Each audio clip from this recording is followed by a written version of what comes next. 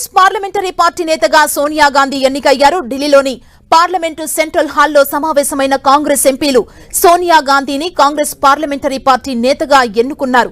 గతంలోనూ 2 దఫాలుగా Sonia Gandhi parliamentary party నేతగా వ్యవహరిస్తున్నారు.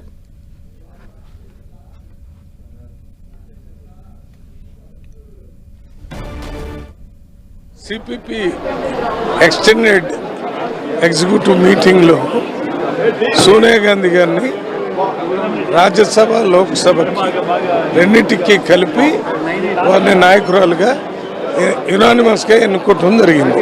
వారు ఇంతకుముందు కూడా దానికి నాయకులుగా ఉన్నారు.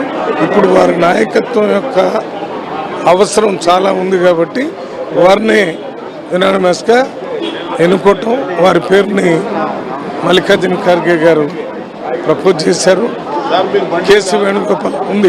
కేసీ వేణుగోపాల్ గారు సెకండ్ చేశారు. ఇంకా 2-3 సెకండ్ చేశారు. అందరూ యునానిమస్గా ఒప్పుకోవటం జరిగింది.